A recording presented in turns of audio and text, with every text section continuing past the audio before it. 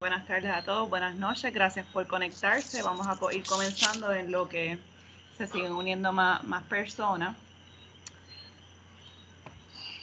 Primero comenzamos con los webinar guidelines. Este webinar va a ser grabado y va a estar disponible en nuestro canal de YouTube y en nuestro website. Así que es importante que para que no te pierdas de nuestro contenido, suscríbete a nuestro canal de YouTube.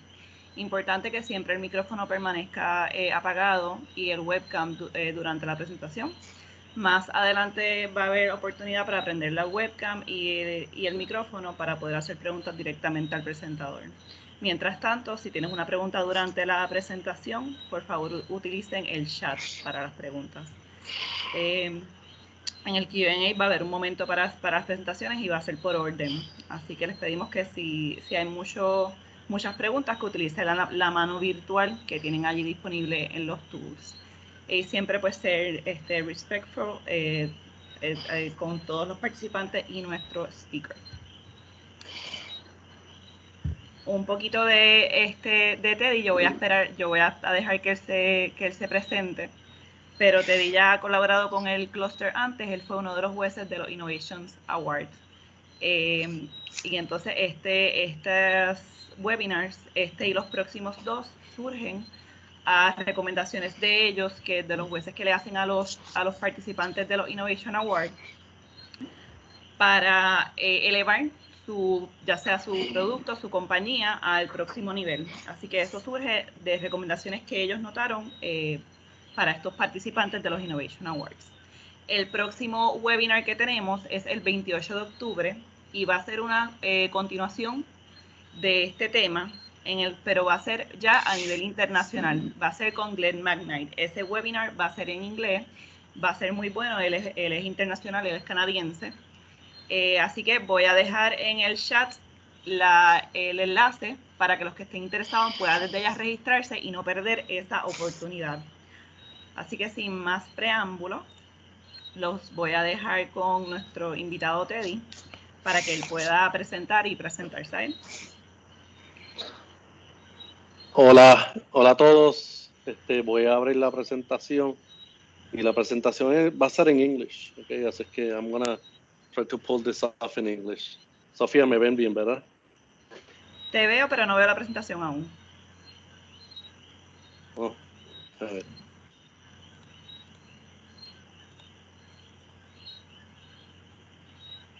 Espera un minuto.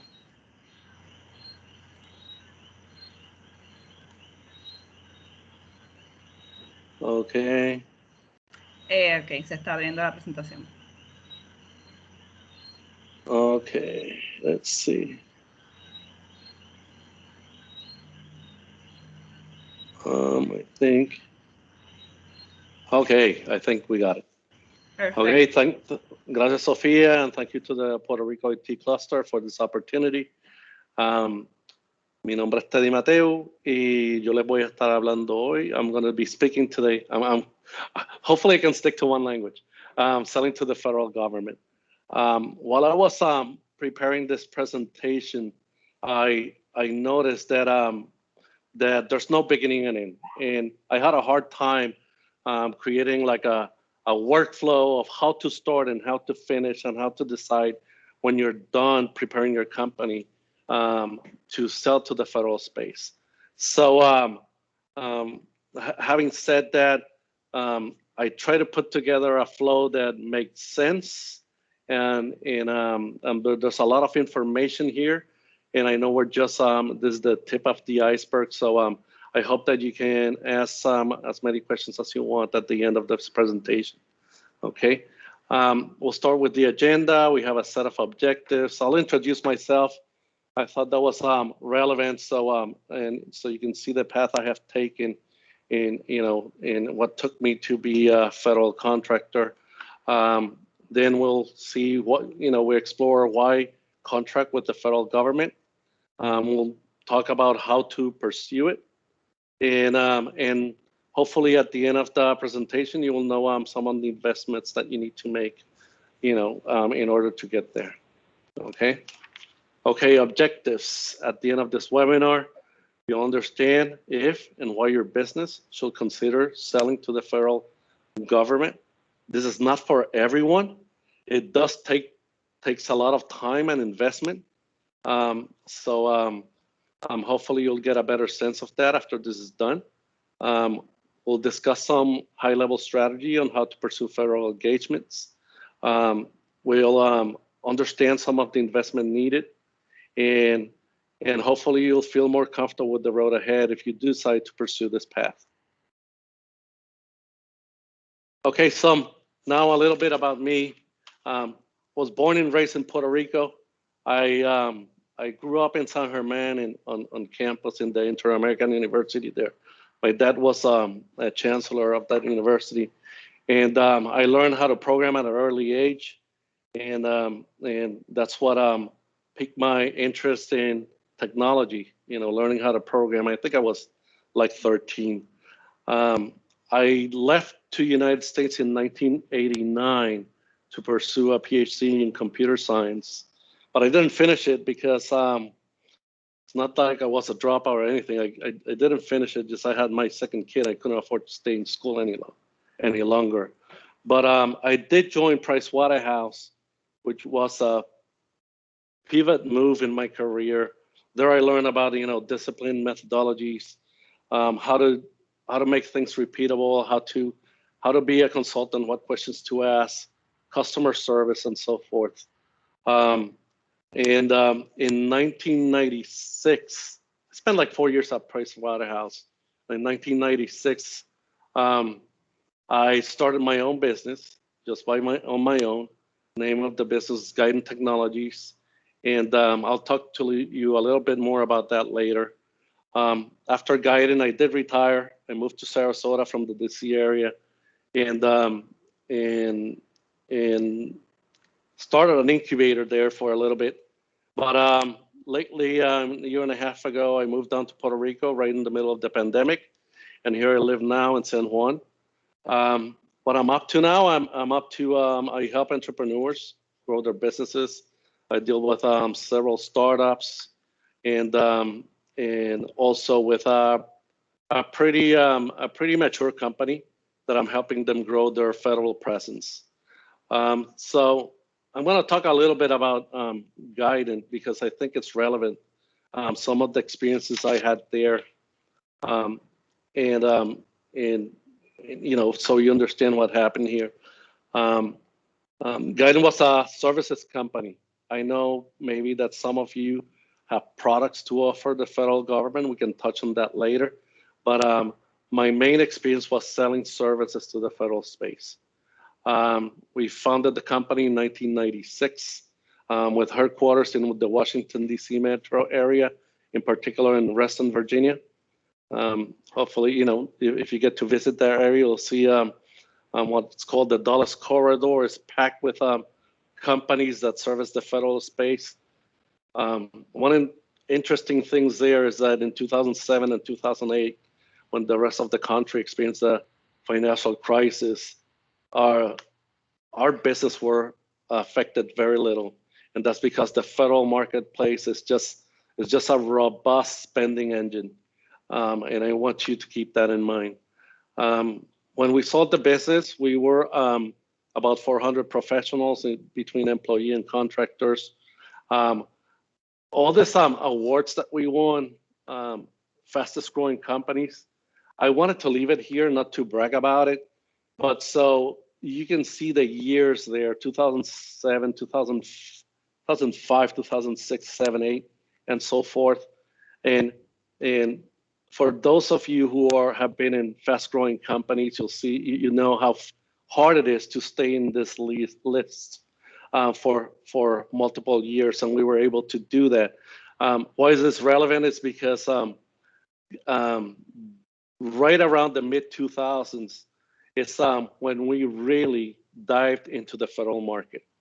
And that's what propelled our company into being one of the fastest growing companies around the DC metro area. We were also an SBA 8A company. And we had a top secret clearance, and in 2012, The company was sold to Salient CRGT, and they still keep some of our contracts. They have expanded. It was a good purchase for it was a good transaction for everyone. The Sky. So now, why contract with the federal space?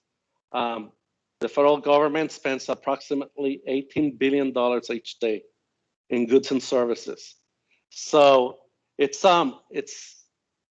everyone's interest. If I can get a little piece of that pie, that piece of that pie, a little piece of that pie is a big chunk of money. And so that's one of the reasons. The government pays.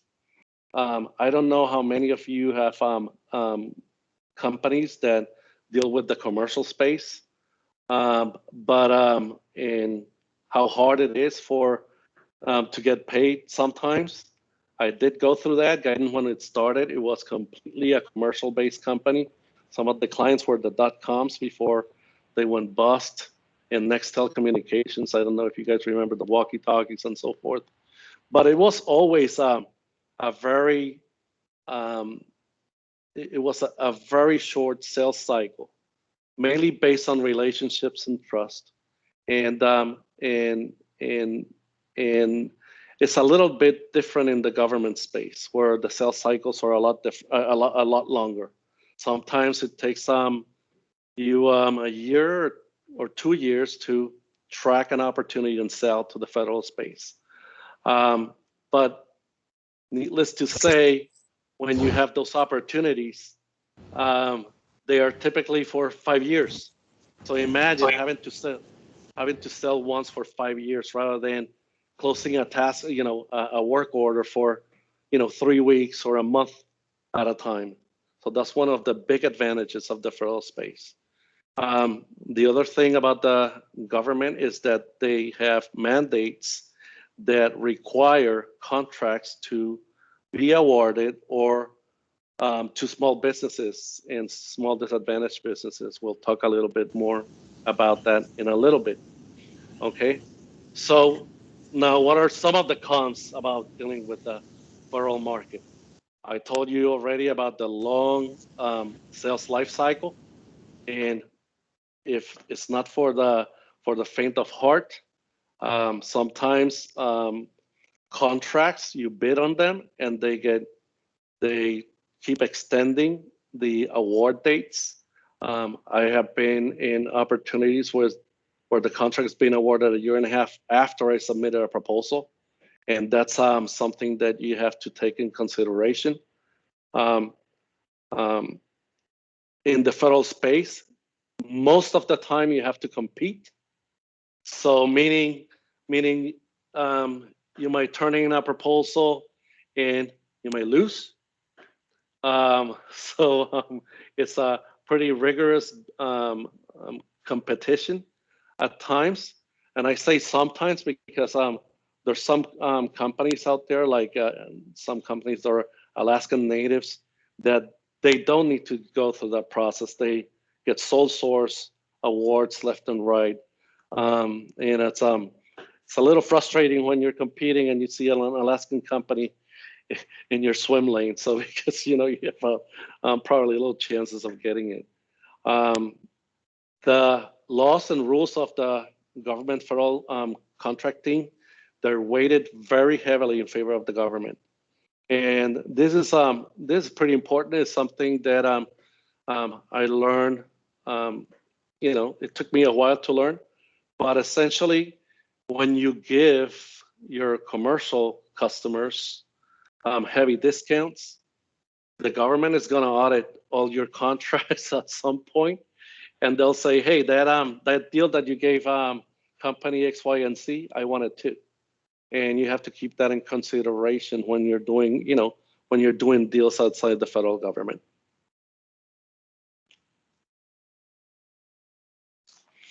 Okay, here's a very simple way of looking at the federal acquisition process.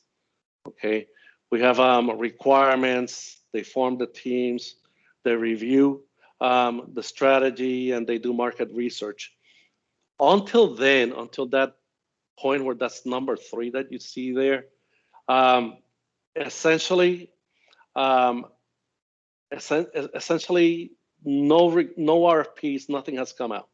Okay, and those, to me, that's once your processes are mature and you understand the government cycle, that's where you should play the most. And we'll talk a little bit more about that later. They do market research. Sometimes they issue requests for information from what they, from companies and contractors, and that's an opportunity for you to present yourself. I'm going to talk a little bit about that later, and after that, you have acquisition strategies, meaning are they going to put it in, on contract A, contract B, are going to sole source it to a company, blah blah blah, all those things, until they go through the award process, they evaluate. Sometimes companies, they lose their contracts because they cannot execute, they cannot deliver what they promise. Sometimes they just don't get along with the customer and they find a way of kicking you out. But most of the time, if you're doing a good job and you meet all the requirements of the contract, you have no issues, and those contracts, they keep getting, they keep coming to you year after year. Okay. So how to pursue some of these contracts? I was saying that in the best case scenario, you have the curve. You come with the eyes and ears of the government decision makers and influencers. I guarantee you, because of the interest that you have in this topic, not many people have that that luxury here. And to tell the truth, when I started venturing into the government space, we didn't have that either. We didn't know anyone in the government space. We had no network. We didn't know what the problems were with that the government wanted to solve. We had no idea. So we essentially ventured in without having this luxury that I'm describing here. You might have heard about Halliburton during the first, I think it was the Iraq War. They did have the eyes and ears of the government because Dick Cheney was the ex-CEO of Halliburton, and Halliburton got tons of contracts there. Most of the companies, again, they don't have this luxury, so we need to do it little by little and try to improve our chances of winning. Okay, so how do we do that? Like I mentioned before, during the procurement process, the government procurement process, at times they'll issue RFIs, requests for information.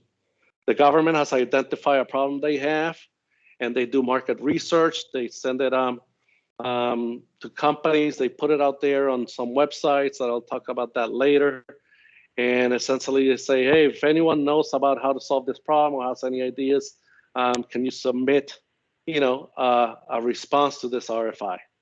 So that's a great opportunity if you have never done business with the government before, and you have the capabilities of addressing one of their issues, to get yourself known. Those RFIs typically make it to the desk of the contracting officers, which are the only people in the government who have the capability of signing on the dotted line for contracts, and essentially, spending money for the government. It also makes it to the desks of the programs. The programs are those that have the problems that we're intending, trying to solve. And those programs will read those RFIs.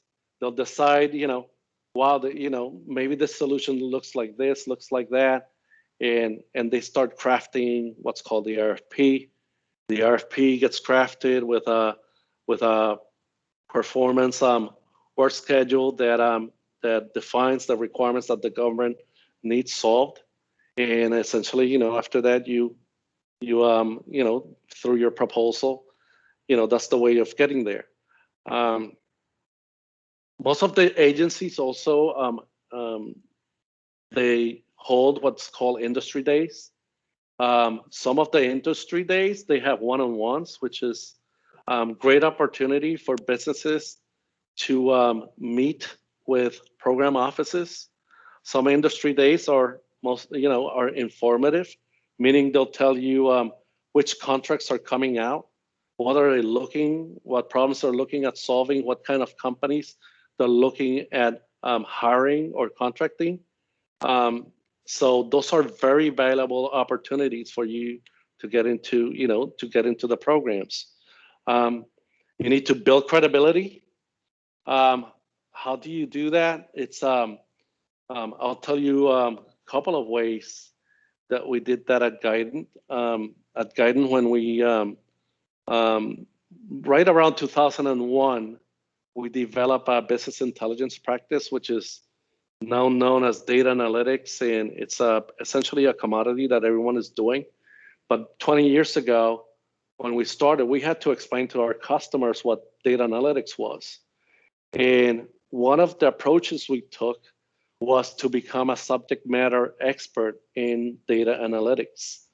I'll get my staff in a conference room and probably crank out between 10 and 20 abstracts and send them over to conferences that were about data analytics, and in particular later on in the life of our company, data analytics in the federal space. I remember one of the conferences, which was a business objects conference. Now business objects have been acquired by Oracle, and it's part of their Oracle suite. But back then, business objects had a conference in San Francisco, and we were our little company. We were probably just like 30, 40 people. Had more presentations than any other company besides business objects. And that was one way of building credibility. Everyone said, who the heck is this Guidant people? Where did they come from and so forth? But we were very deliberate in doing that. I'll talk a little bit more about other ways that we accomplished that later on. Actively looking at government opportunity websites. This is something that anyone who does government contracting needs to be, incredibly committed to. It's a daily grind. There are thousands of opportunities out there. Some of them will fit your company, some of them will not. But it's something that you have to do, and I'll talk a little bit more about some of those websites that are available to you. And just be visible. I think I don't like to network, but it was a necessary evil. And to network and meet people and so forth. When we started in the federal space, it was because one of the people we knew, he was the president of a company named DLT Solutions. DLT Solutions' mission was to be a contract facilitator for goods to the federal government, meaning they held the paper, and companies like Oracle, SAP, Adobe, and so forth will come and use their contracts to sell licenses to the federal space. But it was recognized that they didn't have a service arm, and our company served as their service arm probably for about 2 or 3 years before going on it on our own. And we had the opportunity of writing several proposals, winning quite a bit of work for DLT Solutions and so forth. Since then, the owner of the person who was running DLT Solutions started another company named Carasoft. I think they're the largest government reseller to the federal space right now. Still remain friends with Craig Abad, and those are opportunities that they came to us, and we were able to make good use to it, and we stay very visible through it. So these are the government opportunity websites, And this is not an exhaustive list of them. Okay, SAM.gov, it used to be beta SAM.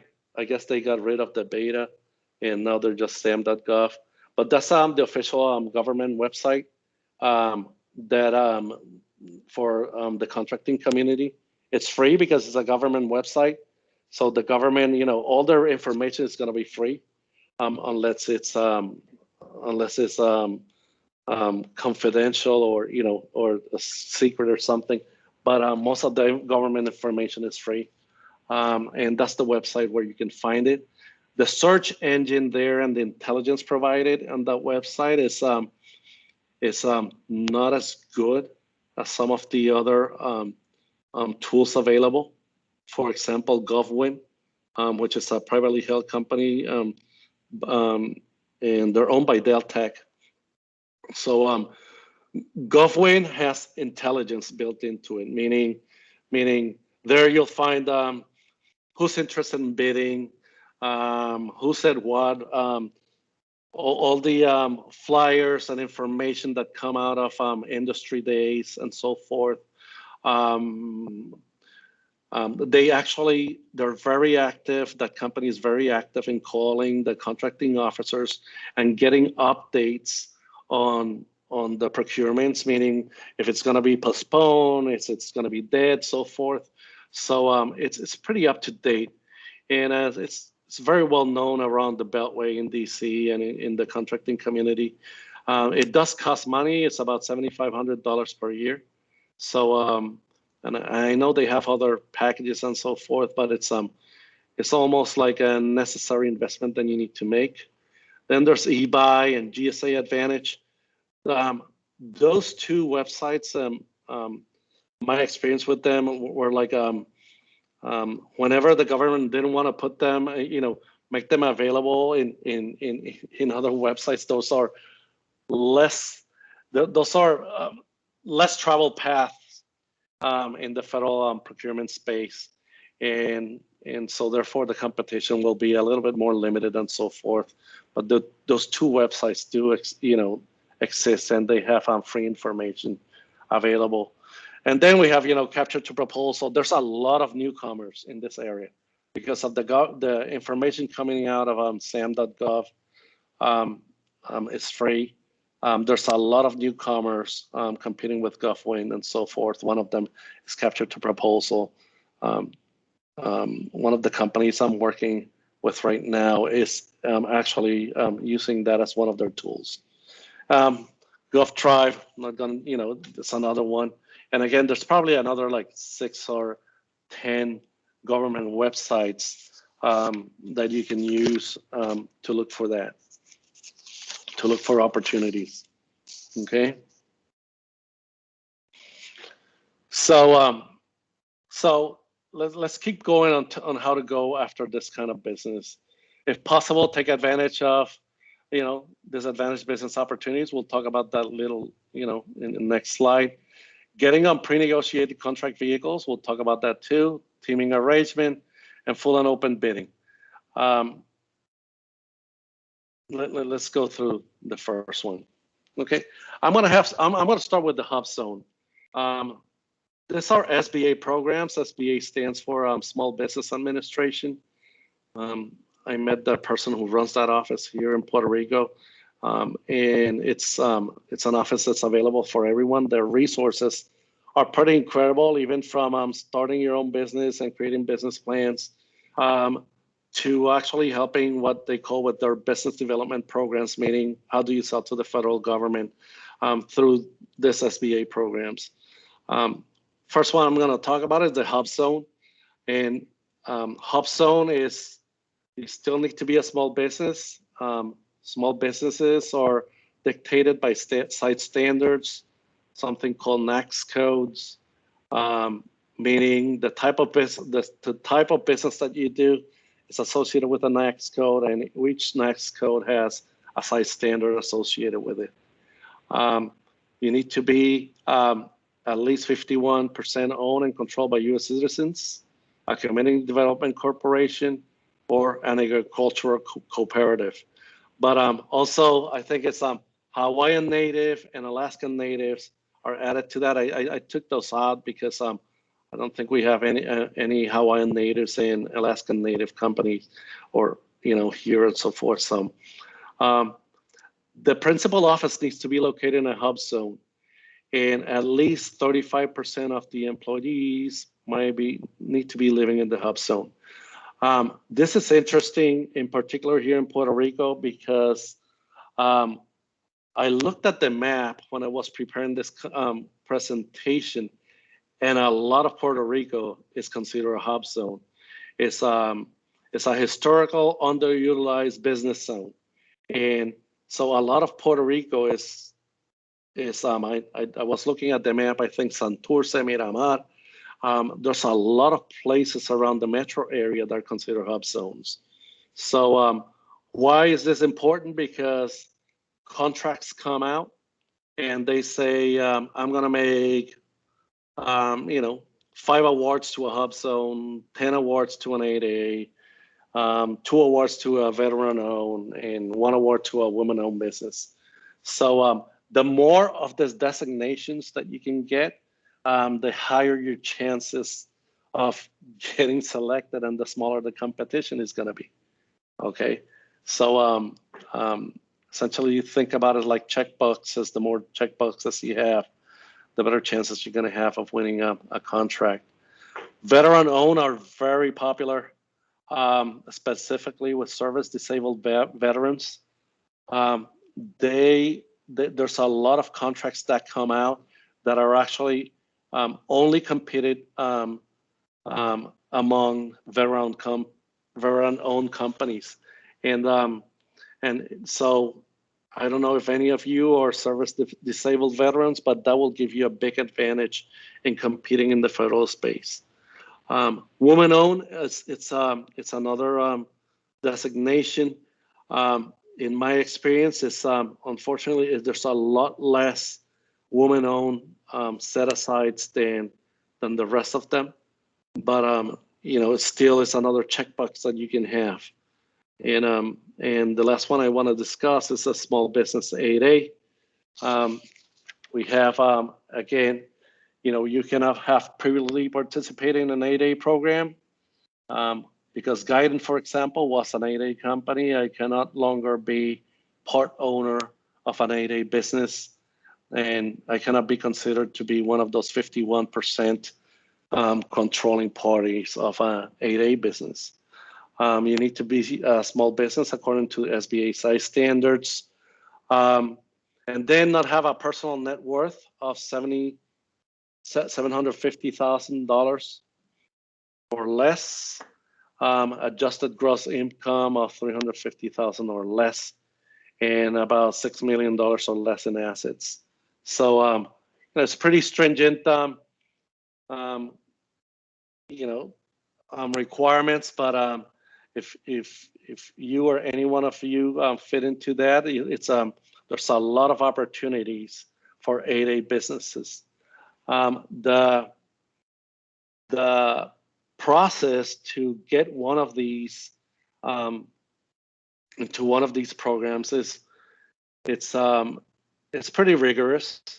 You'll be asked a lot of questions. Essentially, it's turning in another proposal, and you have to show financials in the case of 8As from the owners. There's no secrets with the federal government, so you need to be able to show everything you have. But the process is kind of long. It's rigorous. So what I suggest, if any one of you is interested in getting certified as an 8A business or HUBZone veteran-owned, is that take your time and get help. There's contractors or consultants and companies out there that specialize in these things, and but you can also do it on your own if you're tight in budget. At Guidant, we did our 8A certification on our own. Now, one of the things I want to bring out was that when we were at Guidant, in 2003, we submitted our 8A paperwork. And we had no clue how to do business with the federal space. So let's fast forward like about 4 or 5 years, and now we know how to do this. So we wasted 4 years of having this being an 8A business before we really knew what to do with it.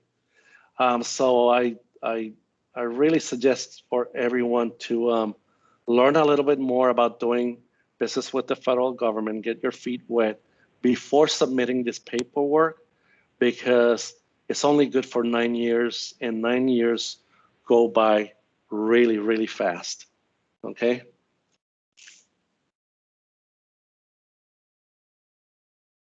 There's another SBA program that's very interesting. It's the Small Business Innovation Research, SBIR. There's another sister program associated with that I didn't put here. But essentially, if you have a product that is cutting edge, or there's a lot of innovation associated with it, there's SBA programs in which you can submit for kind of a grant type of funding. And I'm actually helping another business right now that they do injectables using placenta and stem cells, apply for one of these grants or programs. So it's there if you're in the research and development area, if you have tools, software, or products that are highly innovative. I think this is something that definitely needs to be looked at. Okay. So the other thing that we discuss how to pursue is getting on what are called, schedules or multiple award contracts. Like they also exist. Schedules are nothing more than hunting licenses. Okay. So let me put it in perspective. In my company, we got a Schedule 70, which is an IT schedule, meaning there's probably we had probably like a dozen to 20 labor categories that were clearly defined with years of experience that the staff will have. The rates associated with that, those rates again were very good for the government, because we had to give them the lowest rate possible that we have given any commercial customer when we were getting that schedule. And so that's one of the ways. It's a hunting license, meaning it's already pre-negotiated with the government. It's done by an agency called GSA, the General Services Administration. And once you have a vehicle like that, the government contracting officers, they can decide if they want to purchase from that GSA schedule. And when they issue RFPs, they'll tell you, and you go with your GSA schedule, respond to the proposal, and then give them more discounts on top of your schedule.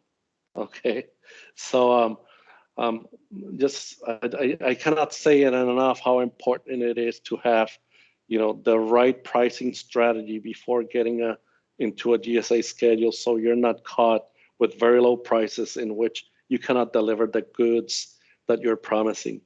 Okay, there's also this is for IT. There's another one for professional services. Things that fall into that categories are contracts that are, for example, for acquisition support, training, and so forth. You'll see them in the professional services schedule. My company did not have that because we were, essentially an IT company. And then there's other awards that get made as multiple award contracts, in which agencies, they put out a procurement because they have a lot of needs for contractors. Remember that number, $18 billion a day in goods and services. So agencies will come up with with their own contract vehicles and issue awards that are agency specific. I mentioned two of them here, the NIH CIOSP4. The procurement for that just finished, I think last week or the week before. The company I'm working with now, it just it's a sub on that one. And then there's other ones for FBI. When I was at Guidance, we bid on one called HITS. It was a multiple award contract for Department of State. It was it was purely for small businesses. So essentially, we reach out to a large business teaming partner and so forth. That procurement lasted over 2 years, and I cannot even I cannot even tell you how much money and time we spent on that procurement. And after the 2 years were over, we were not awarded one. So have that into consideration when you think that you want to spend the time and money going after one of these. You need to make sure that you have all your ducks in a row and you know what you're doing, that you're known and so forth before going after one of these. Otherwise, you might just be wasting your money and your time and your very limited resources. Okay, so then we'll discuss another way of getting to the government, which is partnering. I think this is the number one way small businesses have a way into the federal space. There's two things that business partners are looking for constantly. One of them is, do you have relationships with the agency or the office that is having the procurement out? And the other one is, do you have tools, knowledge, or expertise in an area that is required by the procurement? Okay, so having said that, if you have one of those two, you are definitely a good candidate to being a business partner with another company that might be doing one or two things, that they're serving as a prime or as part of a joint venture. The main difference about joint ventures, pretty simple. Joint ventures may, a procurement may have tons of requirements. They might have requirements for an accounting system that can be audited, okay, and deliver cost plus. For example, cost plus meaning here's your cost. I'm going to charge 10% overhead on that, and that's all my prices are going to be cost plus 10%. So one of the requirements might be one of those. Typically in joint ventures, although it depends by the contract, the participants they share on all those requirements. Meaning I can bring something to the table that the other partners don't have, and vice versa. Okay, and then we have prime sub relationships. In prime sub relationships, you have a company that's going to be the face of the RFP to the government, and they're going to bring with them subcontractors that complement, the requirements that are asked by the RFP, by the request for proposal. So you have, so for example,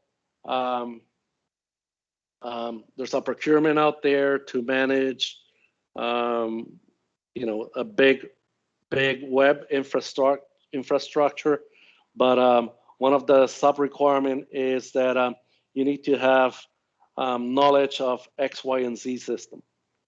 Maybe the prime has that knowledge, or maybe they don't. At that point, they search for, subcontractors that do. And again, being visible is very important. So if you are one of those subcontractors, you're in good shape to be one of those subs.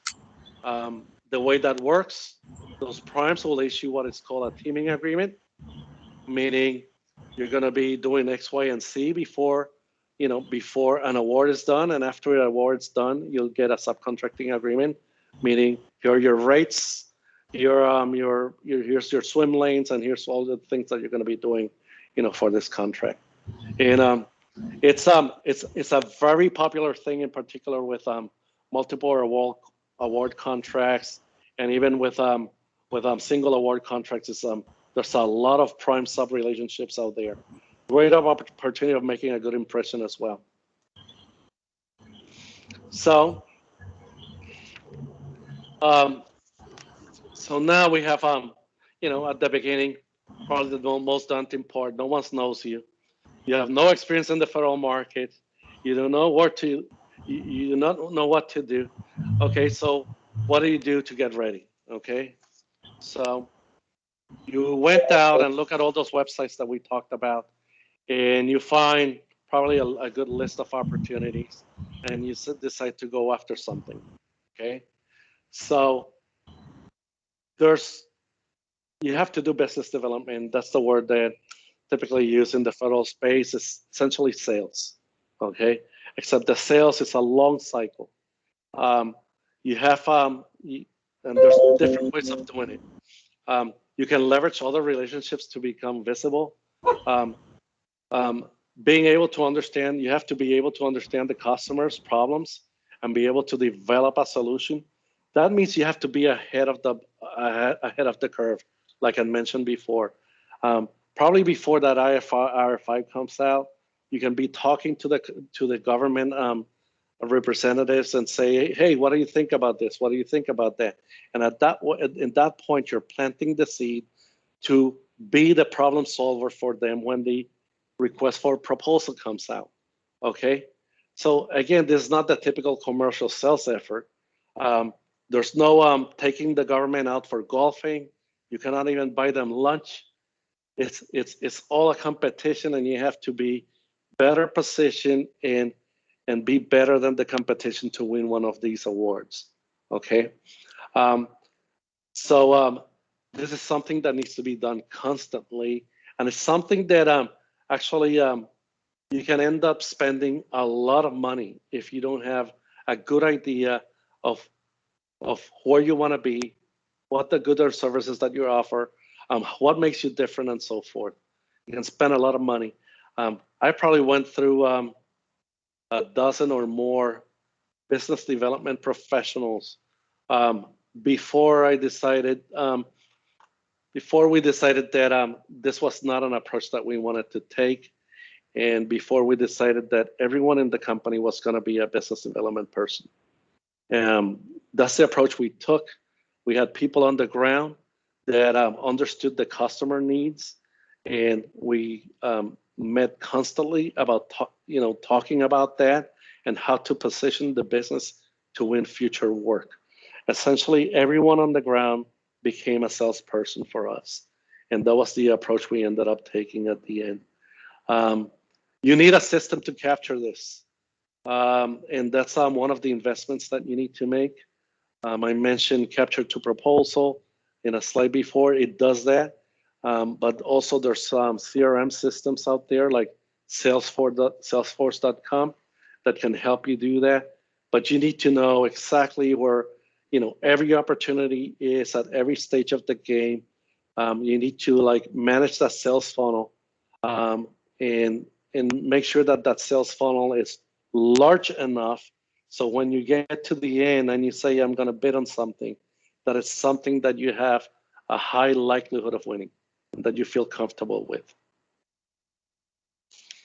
So you decide to bid, and this slide I borrowed from another presentation I have about the proposal process, and this is called Proposal Light. We used to use this for proposals that were due in less than 30 days. But there's proposals that you work for a month, for a year, and the process is a little bit different. It's more cumbersome, and it has a lot more steps. But so that writing a proposal for the federal government is not just let me sit down in front of my laptop and tell the government how great I am. No, it's not like that. You need to answer questions. You need to make sure your proposal is compliant, meaning that you're answering every requirement that they have. some of the requirements that come up on those RFPs are necessary, meaning they either pass that criteria or not. For example, I remember some proposals, they have requirements on type fonts, for example, what size of, the type font is going to be. And if your proposal is not meeting those requirements, they just toss it out. They have too many proposals to read. And if you don't meet the basic ones, they're not going to read yours. So it also needs to answer tons of questions. This is a checklist of questions that we always answered on every proposal. Didn't matter what the proposal was, who are we, what is the customer trying to achieve, what are we selling, why are we selling it, how is it better than the competition, who are we going to execute it, how are we going to manage it, blah, blah, blah, blah, blah.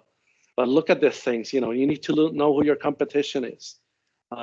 That's one of the things that we did pretty well at Guidant. We knew everyone who was on our space, every company that was on our space, and sometimes we even had the luxury of grabbing the phone, calling those companies. Hey, this procurement is coming out in 3 months. Number one, are you aware of it? Number two, are you going to bid on it? And number three, why should I not bid on it? And sometimes the answer to that third one is, hey, Guidant, we have been in this customer, for 5 years. They know us pretty well. If you try to bid on that, you most likely lose it. And you have to take that with a grain of salt, but it's good intelligence and good information that many times did pay off. Okay, and many times we decided not to bid an opportunity because suddenly we became aware of that our competition was there. We knew the quality of services or goods that they sold, and we decided that it made no sense for us to try to outseed them.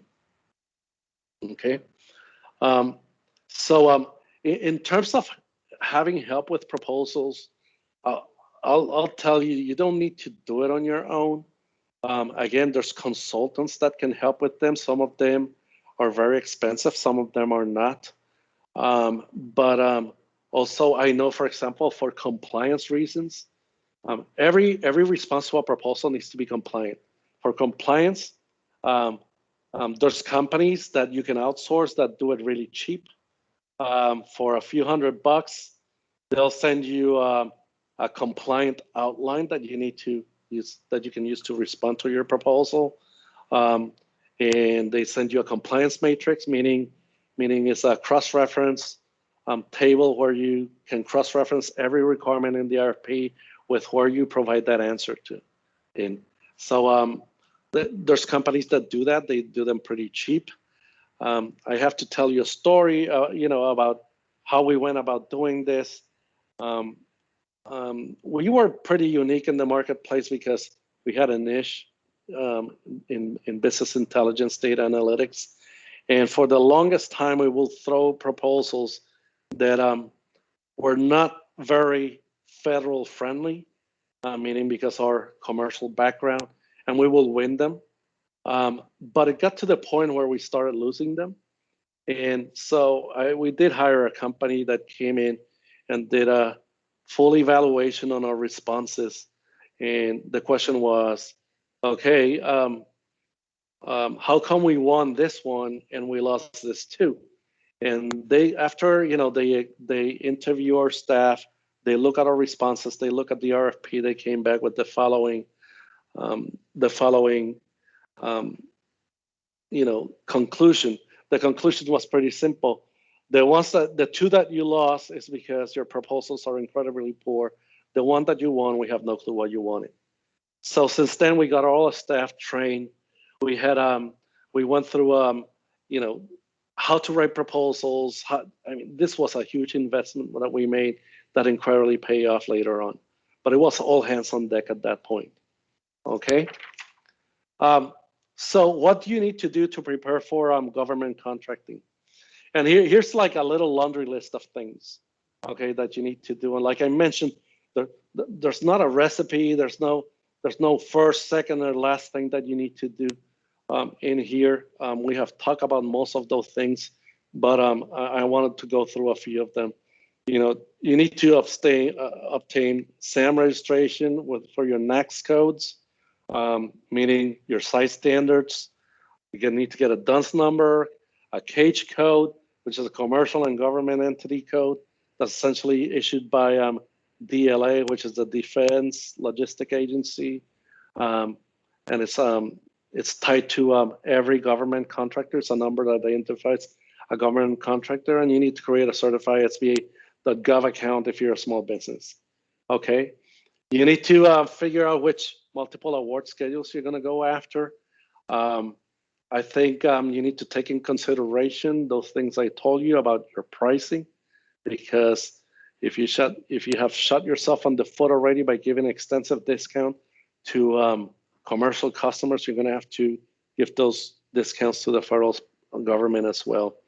You need to track every IDIQ that's relevant to your company and your goods and services, contract vehicles. You can figure out if you're going to be, you qualified for any set-asides.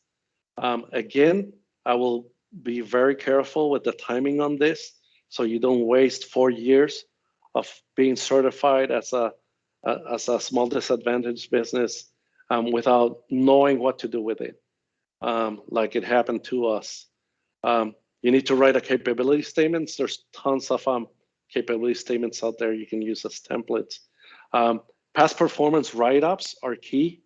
You need to document and have a repository of everything you have done in the past, because that's going to be your bread and butter even when you team or when you submit them for, when you respond to RFPs. You should try to become a thought leader in your industry.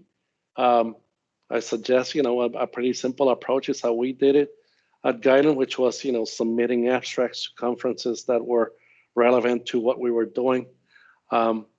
We did establish a federal advisory board.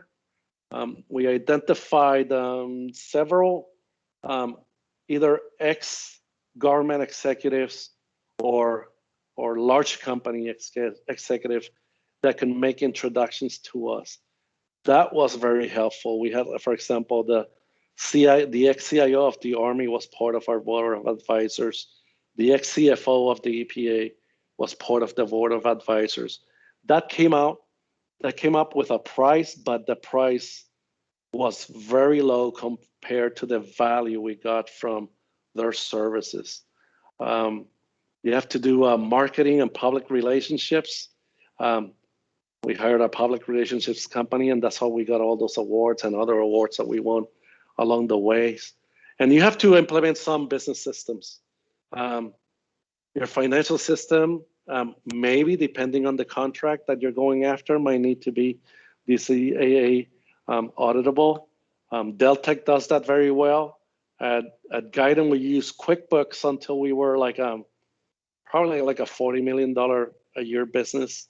And until we decided to sell the business, at that point, we did get Deltek because it brought a lot of credibility to a buyer that we had a system that, that was mature and meant for government contracting. Purchasing system, estimating systems. Some contracts will require facility clearance. So not only having clear staff, but also having facilities officer associated with it. That's a process as well. Any certifications you can have might be beneficial. CMMI assessments, PMP certifications. I think at one point we have most of our project managers were PMP certified. You need a CRM tracking system, like I mentioned, and human resources, because with the federal space, you're going to have to be essentially reporting a lot to be compliant with the laws that they have established for government contracting. And the final note is pretty important. Consider all interaction with government as official. So whatever you say, whatever you write, whatever you call, it's an official business with the government. Closing remarks. Having the federal government as a buyer of your goods and service has its perks. Again, remember how I show you how fast guiding grew during those years, and that's essentially when we were able to fully venture into the government space. Essentially, at the end, when we sold guiding, we only had like 1 or 2 commercial customers. Everyone else was a federal agency. There's investments that are needed. Once you overcome the learning curve, you'll enjoy long-term engagements. I think this is the biggest perk. The contracts are multi-year awards, so you will not be dealing with short-term task orders and so forth. You do not need to do it all at once, although timing for some things are important. So that's why I told you there's not a timeline and there's not a workflow to do all these things. But get help of someone who can help you walk through this and help you decide what investments are needed first, second, and third. Okay, get help. And having said that, we'll close and move into the Q&A. Ok, gracias, Teddy. Creo que tienes una pregunta en el chat de Glenn. Si quieres, comienza con esa en lo que dejamos que los participantes organicen sus pensamientos. Recuerden que pueden, ahora con las preguntas, pueden alzar la manita virtual o pueden prender sus cámaras y micrófonos para entonces saber que están interesados y tienen alguna pregunta para Teddy. Okay, let me see if I find Glenn's question.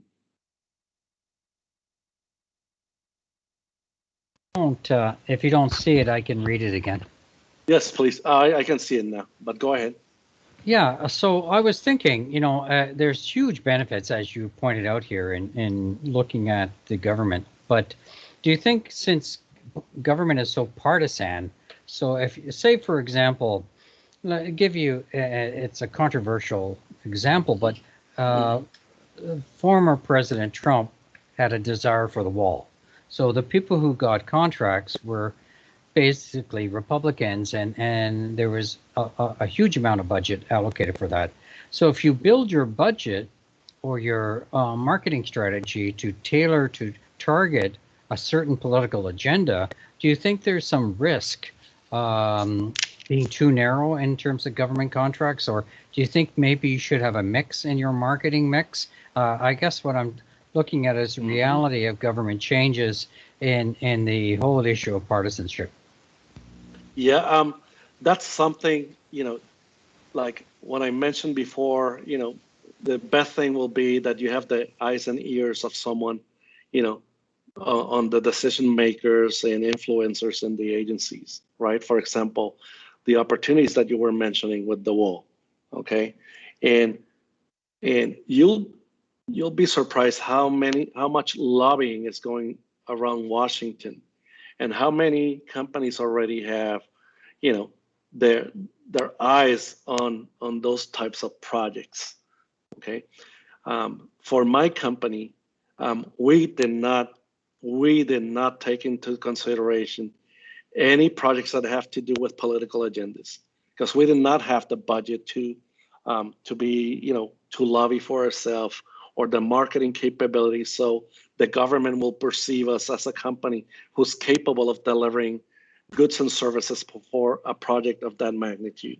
Okay, so the projects that I'm talking about mainly to go after as a small business, they're mission oriented. They are the projects, for example, that the Veterans Administration is doing now, that it's implementing a big certain implementation. It's the largest IT implementation in IT health in history, and I think it's $10 billion. And those are mission projects, and you don't need to be a Cerner like one of the big software companies to participate on that. You can be a small business, because there's a lot of small business requirements that need to be met to participate in that program. And you can, for example, one of my company, they looked at Cerner and talked to Cerner, and we got a swim lane, and that's essentially one of the ways of doing it. another projects that we did, for example, when the U.S. courts needed to modernize all their data warehouses, and we were well positioned for that, and we helped them with their mission. But we really tried to stay away from, projects and initiatives that had to do with political agendas, because we just didn't have the budget for that. I hope I answered your question. Yeah, you did, and I could see your and it's part of what you said about strategy. You have to pick your poison, right? So you have to go. It's you need to look at it, and I think you gave a really good example of the low-hanging fruit that small business not with a lot of capital, and as you say, the tendering process favors small business. So if you're a small IT company and you're not taking advantage of these opportunities, you have to have your head screwed off, because you're really not thinking the bigger picture. And when you get these onesie twosie contracts and you get great testimonials, people in the business, the non-government business, say, "Oh, the government trusts you. They know you've gone through the due diligence." So there's huge benefit. There's huge spin-off benefits beyond just the monetary return. Absolutely.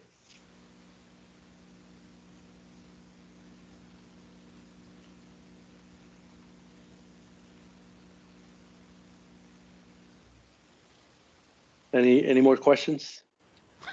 I don't know if we lost Glenn, but I see Marcel has a question. Go ahead, Marcel. Yeah. Could you explain a little bit more what GSA schedules are? Yes. Essentially, it's like I mentioned, it's a hunting license. Okay. When you decide to create a GSA schedule, maybe you can see this. I don't know if you can.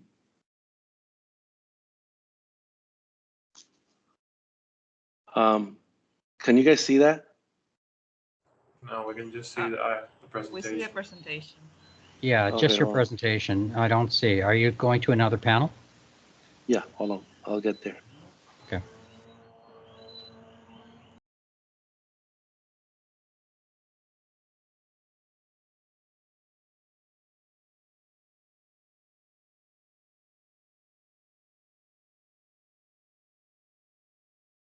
Can you see that now? Yes. Okay, so this is for example, our GSA schedule. Okay, essentially, it's very simple. It has labor categories. For example, senior project manager tells you what they have, 7 to 10 years of experience to senior project manager, blah, blah, blah. It tells you what the responsibilities are. It has a minimum education requirement, and it has a rate. Okay, essentially, it's your price sheet that is pre-negotiated with the GSA for you to do business with the federal government. Okay, so again, this is something that price we had there, $191 an hour for a senior project manager, was the best price we gave to our commercial customers. Okay, commercial customer, I could have charged one $240, $200 an hour. The lowest one was $191, and that's the rate that I had to give the federal government. Okay, so once you go through the process of establishing these schedules, you can essentially sell business at these prices or less.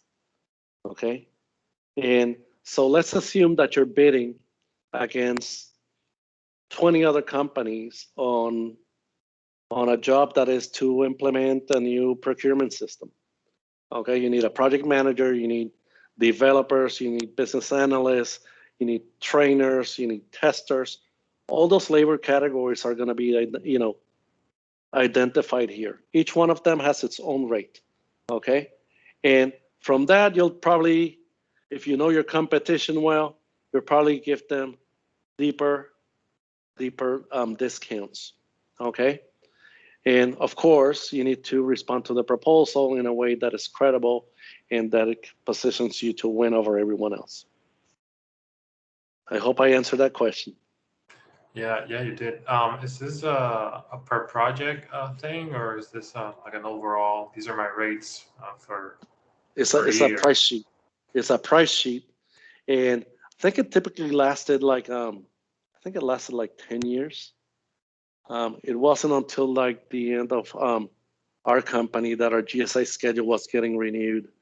It lasts for a while. You can also do revisions as you go.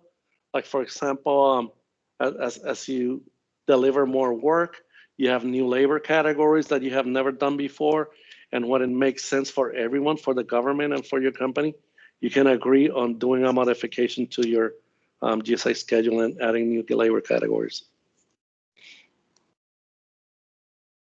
Thank you. Welcome. Any more questions?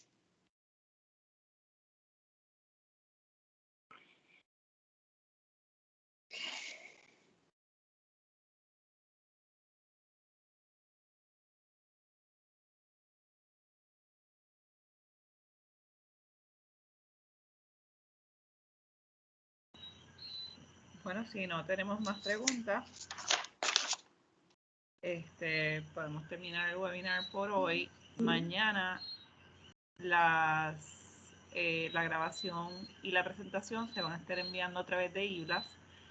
La grabación se va a encontrar en el canal de YouTube del Puerto Rico IT Cluster. También les recomendamos que se registren en el próximo webinar sobre vendiendo, pero a nivel internacional.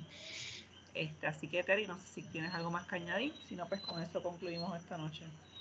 No, millón de gracias a todos. Thank you everyone for your time, and I hope this was helpful. Gracias a todos por conectarse. Gracias por la presentación. Great. Thank you again. Thank you. Thank you. Good night to everyone. Bye. Thank you.